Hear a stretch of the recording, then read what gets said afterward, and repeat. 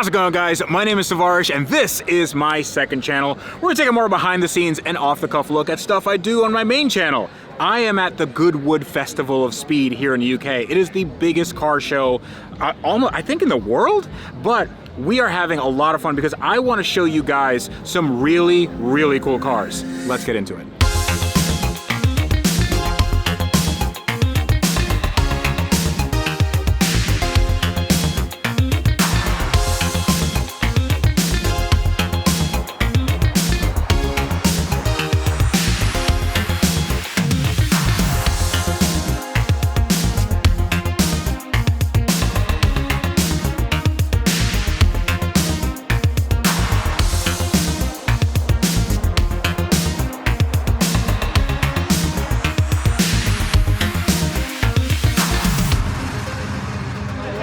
So take a look at this.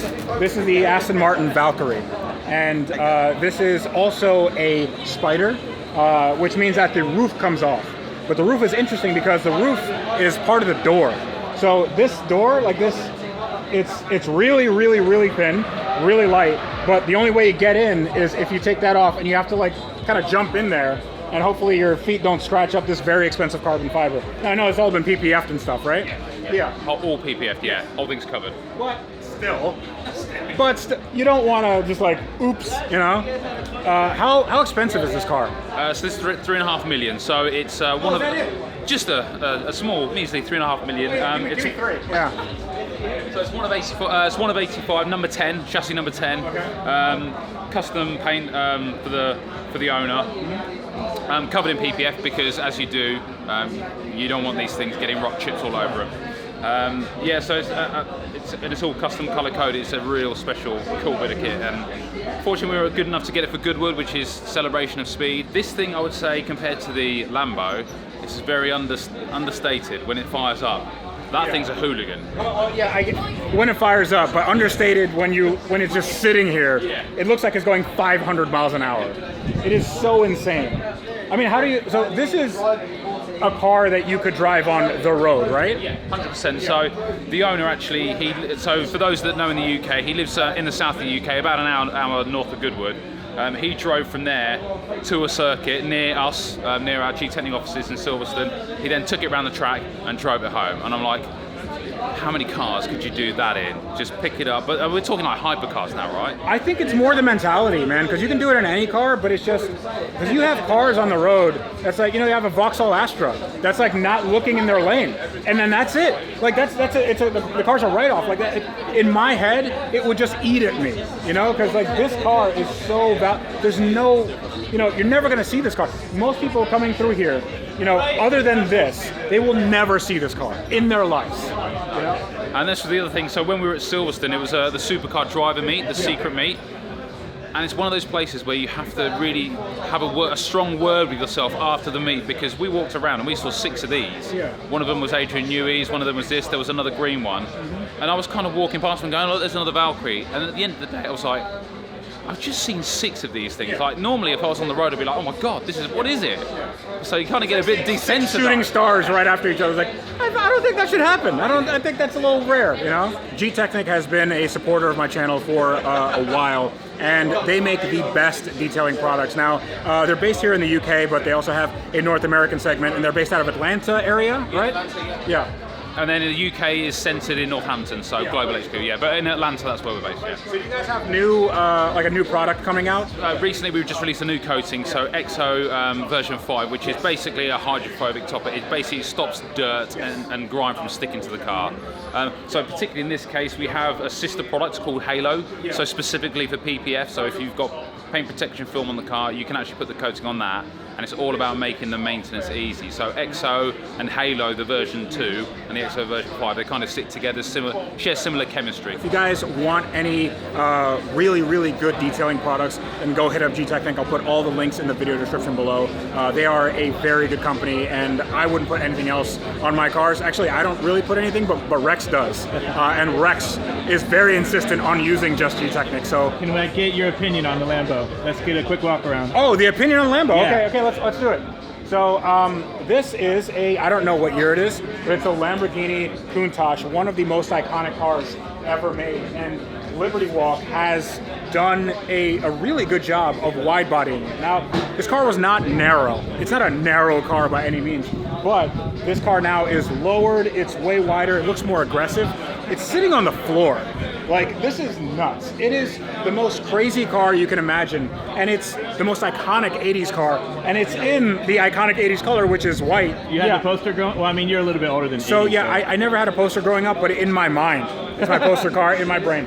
I think they did a really good job. The paint's really good, the bodywork's really good, and I know this was their, I guess their flagship automobile that they took to all the shows, and now that it's here in the flesh, and I can like actually like, don't tell anybody, but I'm touching it, and it's real. It looks awesome. Because what happens with these cars is they sit, they start appreciating, and people don't drive them anymore. But the fact that people, you know, the Liberty Walk guys and Gtechniq have taken this car and put in carbon fiber seats and modified it in a way that was never possible before, I really like this car. I give it a 10 out of 10. Whoa, that means we're building one. Yes. What kind of money do you think I have? I have no money. I barely could afford this. We're not sponsored by Fanta, but it's really good. I'm a big fan of the UK Fanta. It has to have this though, made in Great Britain, because this Fanta is the bomb. It doesn't compare to the one in the US. The one in the US sucks.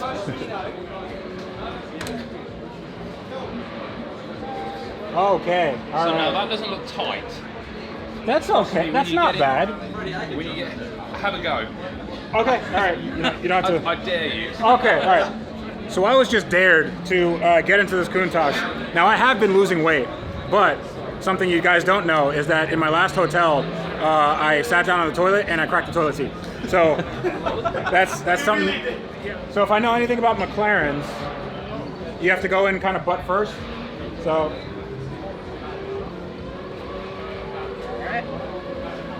That's not bad. It's not bad at all. Oh, that's tight. Hold on. There we are.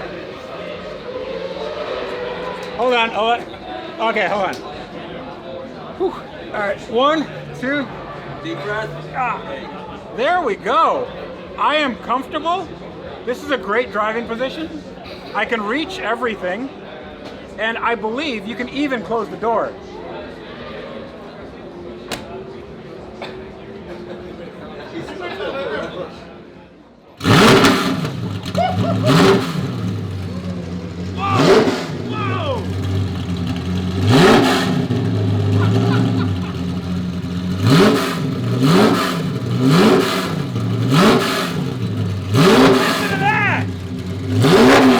That is so cool.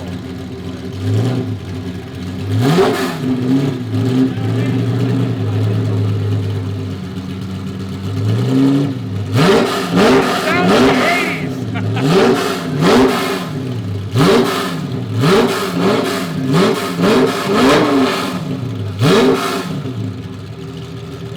That is awesome. That is so cool. I think I need one. Now. Now, Car Vertical has been working with my channel for a very long time, so thank you very much to them, but they are the best vehicle history report you can buy right now. So if you have a car like this, and you're thinking about, hey, maybe I can fix it, Car Vertical has you covered, because it will show all the pictures from the salvage lot when it looked like this, and then you can make a really, really bad decision like I would in buying a car like this. Don't buy cars like this. Don't buy cars like this. That's why you use Car Vertical, to make sure your car never looked like this. It also checks for mileage fraud. It also checks for fire, theft all over the world, and flood. I love flood cars. Don't buy a flood car. Don't be like me. But Car Vertical has all of this in a really easy to use interface. And right now, if you use my code Tavares, you can save 20% off. So go check it out in the link in the video description below. And don't be like me. Don't buy these cars. Buy good cars using Car Vertical for the vehicle history report. Go check it out right now. Now this is something I am super, super, super excited about, because I can't afford it, but at some point in my life, I still won't be able to afford it because it's very, very, very expensive. It's 3.6 million euros. This is the Bugatti Tourbillon. I think I'm saying that right, but instead of a W16 and 4 turbochargers like the Veyron and Chiron had, this has a V16 made by Cosworth, 8.3 liters, making 1,000 horsepower just on the V16 engine alone. And then they put three electric motors in here, adding another 1,000 horsepower, except for the fact that the combined output is 1,800. I don't know how the math works, but 1,800 horsepower in this is going to be absolutely insane. Now, this hasn't gone up the hill or anything like that, but it's sitting here and it looks like it's going 500 miles an hour. Now, this is hopefully something that I can get my hands on in the next few decades, and I definitely don't want to do a flood one. No more flood hypercars. Yeah. Okay, no more. Yeah, no more. after this one. Freshwater's okay, not freshwater. If somebody wants to just drive this thing into a lake, yes, I'm down. Not the ocean. Not the ocean. You know, no fires. Actually, small fire. But don't crash it, and I'll show you why. So look at the rear end of this thing. Everything is carbon fiber. Now you have the exposed splitter here, and it looks like every bit of 3.4 million euros, which is, or 3.6 million euros, sorry. It's what, like $4 million or like 4.5, like with options. You know, if you want to get the leather seats and power windows, it's probably going to be, you know, another, 500, 600,000 euros. So this is a very, very, very expensive car, and this is the start of this platform. So they're probably going to have an SS version. They're probably going to have another, goes 600 kilometers an hour or whatever. But it looks insane, and if anybody crashes one, it's going to take me 20 years to put this back together. I really, really like it. Now, you guys are seeing this on camera, which means that it flattens everything out, and you can't really see the lines, but once you're looking at it in the flesh, in the metal, or in the carbon, this thing looks amazing. I think it is the best Bugatti look ever made. This really looks awesome. You see the exposed engine with the intake manifold, all exposed carbon, and it looks awesome, and I can't wait to drive it. Except nobody's gonna let me drive this. But I can't wait, because it's not gonna happen. And this is what I came to see. Now, this guy next to me, his name is Andy, and he has one of the coolest cars in the show, and this is his custom P1. Yep. And it was made by Lanzante, and they did a bunch of stuff kind of similar to what we're doing, but like they do it on a different level. So what have they done to your car? It's P1 HDK, so we've done the LM livery, but basically, where do we start? Every single panel on it is different from a standard, from a road P1. So, 9 months ago it was a stock P1, yellow one, exactly the same as where the McLaren one is at the moment. Yeah, I started with a yellow one too. Mine was kind of not in a... Yours is quite different from mine. Yeah, mine had water up to here. Yeah, it's quite different. So basically 12 months ago we decided to do the HDK version on it. So as I said, back a lot of the GTR body work on it. All the panels are virtually replaced. It's just like the roof panels and one of the sections of the doors remain. Yeah. Different brakes are upgraded. Uprights, wheels. It's got the carbon fiber rims on it. This I know is different, even though that's even different from the GTR. Yes. So it's the lures are different. So that's one of the things they did for the HDK. So that's what's different from the standard one. It's also different from the GTR as well. Like your car as well, we retain the luggage as well. Really? So that's a big thing. That's your standard luggage for a P1. Oh, perfect. Because of my P1 GTR before, obviously you lose all that. Which, it's not a big deal, but if you want to go somewhere and use the car, you want to be able to put a helmet in or do that sort of stuff. So yeah, I mean these cars are, I'm not gonna say practical, but you could put a few bags in them. No, generally, this you can use. Yeah. My plan is just using it. So, I used it before we converted to HDK, it's the standard P1. So, track it, use it, and see how it goes. So, does this have, this also has a 4-liter? Yep, so 4-liter, so engine goes back to Cosworth. Rebuilt as 4-liter. We've stuck with the original battery pack at the moment, because my view on that is at the moment, if the battery pack's good, why then just keep using it. Because you know, whatever years down the line, we're going to be upgrading it. Yeah. So, you might as well wait and do it at that time. So we got that one, and then obviously custom interior, completely custom interior. So obviously again, just all inspired by the the F1 that won. That is so cool. So the F1 GTR seats, like, same as my old F1. And they're it's so thin. I mean, look at how thin that is. Well, that's it. You just might add in the GTR bodywork, etc. You know, probably so light as you want. So mine, when you open up the doors, sand comes out of here. So like, and we've cleaned it like 20 times, and it still has sand. I don't know why. Well, I know why, the car's underwater, but this is tremendous. Now, the thing that I would love for Lanzante to do is just sell me one of these. Just the clamshell, because right now we're having some issues with, you know, just having a custom clamshell, and yeah, like that's is that not still available for McLaren for the P1 GTRs, or is it? It is, but here I don't know about the GTRs, but the road car one is $130,000, and I'm like, yeah, so that's a lot of money. I don't know if I want to spend that kind of money, and I also feel really stupid because I had a stock clamshell and I cut it up. So you know. So you're going back to the standard. No. So I want to do a GTR. So the way we're going to do it is going to be GTR, but we're not going to have the GTR wing. We're going to have the integrated wing, just like the road car. You're going to do that. Okay. Yeah. This is extra. The road car does not have these. As well as has a center lock conversion. Now, it's a different upright, new brakes. So they're actually better brakes. It's like the ones on the GTR, so you can track these and not worry about them. Yeah. Whereas if you track a standard P1, they're not brilliant. Yeah. You're going to melt them, basically. Yeah. So it's a this can be used. You can drive this to track, use it for the day, and know you're going to be good to drive over. Another small thing that I noticed is this.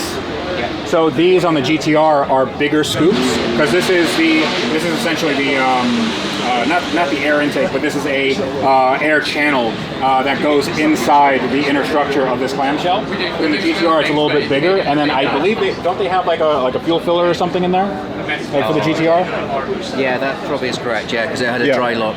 Yeah, on the GTR. And but this is more like the road car, so you have the glass there, and they also took out this little shelf here that just says P1 in the road car. So now you have, which looks like a 675 LT.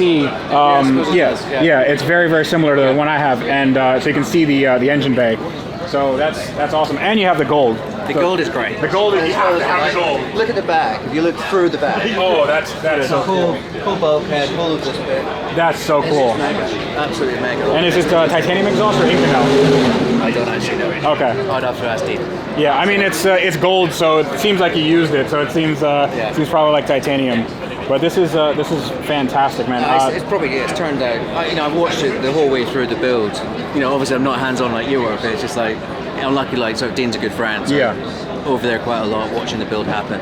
So it's been great to see. Well, this is quick as well. We really ripped the car apart in October time. So it's happened pretty quick. The only thing that's small delayed it was the paintwork, but still in time for this. So I have, my car, we had to remake the wiring harness from scratch. Yeah. And we're also modifying the car so it has a 4-liter from a 720, so it has more injectors. The turbos are going to be different. They're completely bespoke. So the stock motor not salvageable? No. No. I mean, water got in it and it started eating away the cylinder liners. Yeah. And plus, we wanted to go with a 4-liter anyway. So we did rods, pistons, different valve trains, so it'll rev to 9,000 RPM. You can turn it to 720 up so easily. Yeah. They're bright motors. But even then, the rods become the weak point after a certain amount of power. So, hey, how are you? So you're still aiming for about 1,000 brake? No, it's more than that. 1,400. This is amazing. So thank you for giving me some inspiration. I definitely, hopefully. What's your time scales now and yours? So in a few weeks, hopefully, I should be ready for the first start. So we have the turbos, we're putting them together, and then we're laying out the harness. The way we did the harness is, like in this car, the harness is one big piece. So you have to pull the whole thing from the entire car. We did it so every bulkhead is a mil-spec connector. Yeah, so race spec. Yeah, race spec. Yeah. So that way, if we need to change anything or modify anything, then it becomes a lot easier. We just work on that one section. It makes sense. I got an F40 track car, and that's what we did with that. Custom lit on that one as well. Yeah, and I mean, these cars are, I'm not going to say they're simple, but there's not as many modules as like some other car, and especially since we're getting rid of the hybrid system and all that stuff. It's yeah. But can you actually are you running like a Motec on it or something? No, we're going to use all McLaren components. Like, I want this car to look like it came out of the factory. So every ECU is going to be McLaren, and yeah, we're not doing like some race dash or whatever. Yeah, you'll get it to speak to each other. Yes, that's going to be one of the what I would have thought, because even I know the trouble they've had. Even just getting things changed. It's been so difficult. So not only that, we have so this cluster, the cluster for this car is an old 570S cluster. I guess they use this for the development of that. So we're using a newer 570S cluster, which is one big LCD screen. Right. Okay. So we're gonna modify that so it'll feel like newer. But I'd love to, dude. When I bring it out here, I'm planning on when the car's done, bring it out here. I'd love to have you take a look at it. Yeah, no, it'd be great to see. We'll get the two cars together when you get them over. It'll be mega cool. Wonderful, man. Well, thank you so much. Good to see you. I appreciate you so much. This is crazy. Now, this is something that I never thought I'd see in my life. This is a Koenigsegg, a carbon fiber exposed Koenigsegg Jesko Attack, and they made two versions of the Jesko. They have the Attack, which is more the track focus thing, so you can see that big wing right off the back, and the wing moves up and down. But they also have the Absolute, which is the high-speed, top-speed version, and it has like different wheels, and it has like the aero discs and stuff. But this exposed carbon is the most intricate I've ever seen. So what I see here is not only is it exposed, but it's also very shiny, but there's also a satin to it. And they spend, from what I researched, they spend 600 hours to get this finish on a car, which is absolutely insane. So if I want to expose the carbon fiber on my car, I have to spend at least that, because they already have everything set up for that. We have to learn how to do that. So not only is the exterior exposed, the interior is also exposed, and they have different like satin and semi-gloss finishes inside, and it just looks freaking amazing. It looks so cool. And that's why this car is worth more money than I'll ever make in my life. So hypercar electronics is just the thing I need for my P1. Turns out, no, this is amazing. You need wow, that is so cool. So this is where you can play Fortnite, right? You can play Fortnite and Minecraft. No, this is amazing. So this Tetris too. Tetris, there you go. So what does that go on? What kind of car does that go on? LMH, LMDH, hypercars. Wow. Dude, this is all right. How much am I holding in my hands right now? Like This one not so much because it doesn't really work. It's a prototype. Okay. This one, £16,000. I'm gonna give this back to you right there. There you go. You can use it. Yeah. It's designed for endurance. So no, this is wonderful. But yeah, it's a quick release hub. You can see everything here. That's it just connects right. This is amazing. So you guys are the ones that, Cosworth is the ones who designed the new Bugatti Tourbillon engine. Not only that, the GMA engine, and just like a bunch of other stuff. The Valkyrie, Red Bull, RB17. Yeah, so you guys have your hands full. Yes. Yeah. Yep. So what's your favorite car to work on? It's a really tough one because we're involved in so many projects. Yeah. It's been such a busy 5 years of production, evolution, development. You can just say Vauxhall Astra. It's fine. Yeah, my own BMW E30 M3. There we go. Yeah. There we go. Now the truth comes out. The truth comes out. No hypercars. BMW E30. Auto Alex would be proud. No, this is fantastic, guys. So this is like just like a working, not a working, but just like a kind of a prototype. It's not 3D printed, right? Correct. Yep. 3D printed. Oh, it is. Yeah. Oh wow. What do you 3D printed out of? It's like PLA. Nylon. Nylon. Wow. That's very, very cool. Well, thank you guys. Thank you very much for showing me this. I would love to, at one point in my life, just come by and say hi to you. That'd be great. Yeah. Thank you so much. You're welcome. Yeah. We just ran into each other. That's why I love Goodwood. Yeah. Fantastic. Nice Awesome. to meet you. Thank you so much. And here's this, because I'm going to run away with it.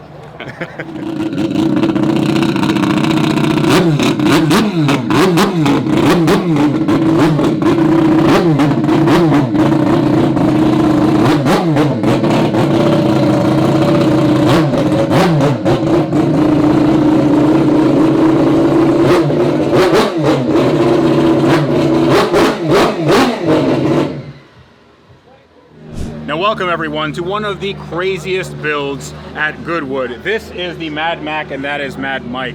And you know everything there is to know about making a car go sideways, you know? Yeah.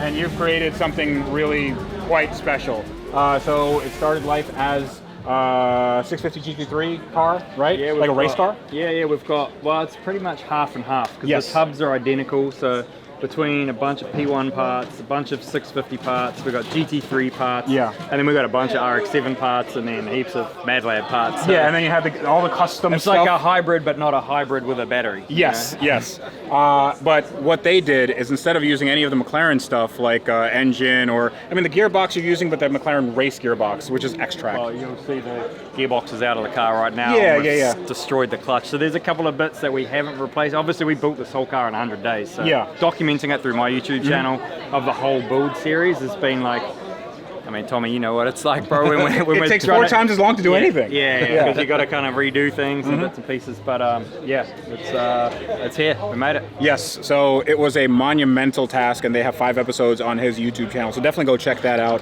It is a very, very, very good watch. But like me rebuilding a P1, I know what it's like to take this thing apart, and you're like, oh my god, this is so complicated. So not only did they do something that is like, you know, make this crazy 1,000 horsepower drift car that burns the rear tires at any gear, they made it's a 3-rotor? Yeah, so it's billet MadLab 20B. It's a long crank.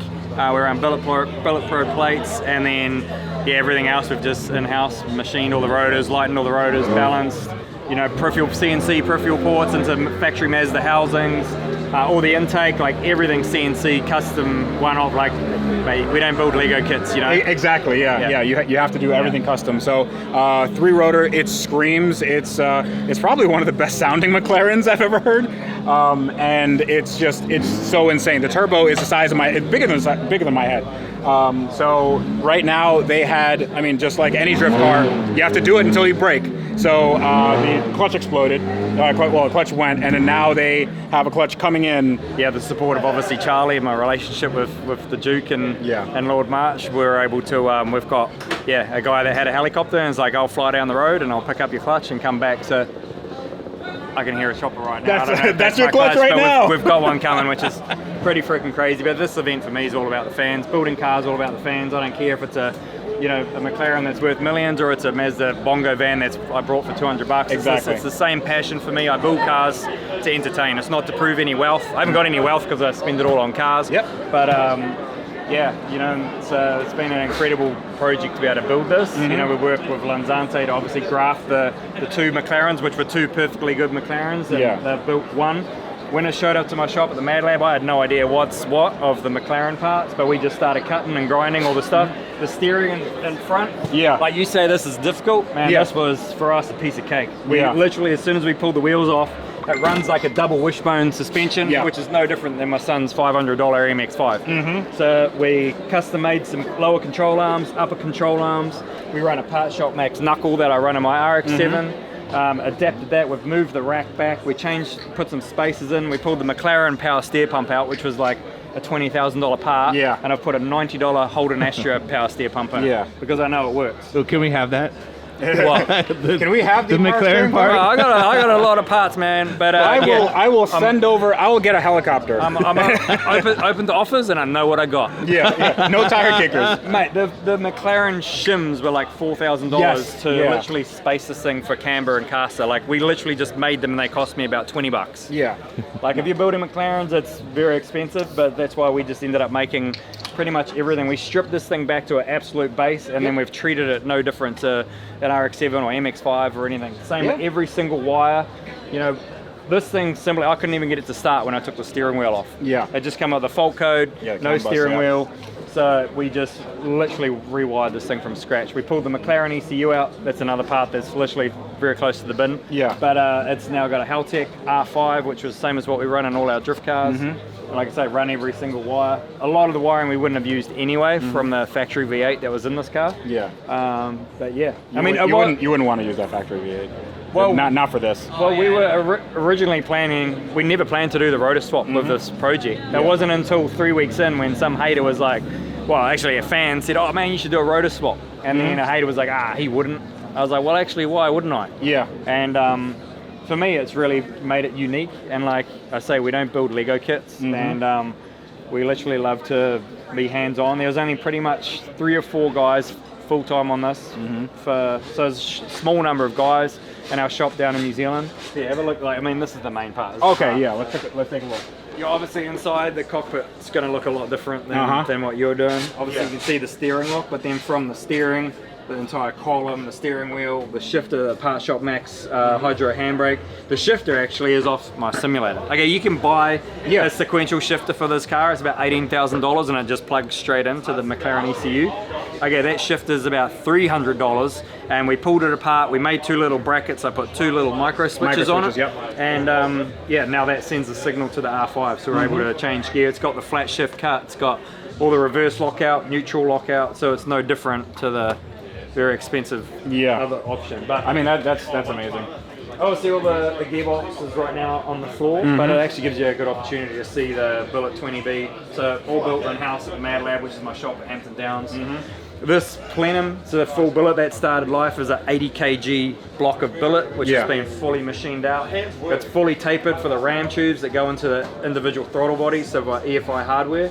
So they were 55mm butterfly, which I don't know if you saw the clip when we actually frickin' tacoed the butterfly. When it went like this, so you had the throttle bodies like this, and it had so much power, and like it was just what was it, backfiring like the yeah, the well, two-step? because of the timing we're running and the port timing as well with the peripheral ports, the backfire. But like, so as I say, we had Doritos inside the motor and we had tacos in the throttle bodies, so it's the full feast. But yeah, so that goes down, that's all tapered. So we've made chromoly butterflies, we've done a chromoly shaft as well at the same time, because we're like, let's just try and make this thing as bulletproof as possible.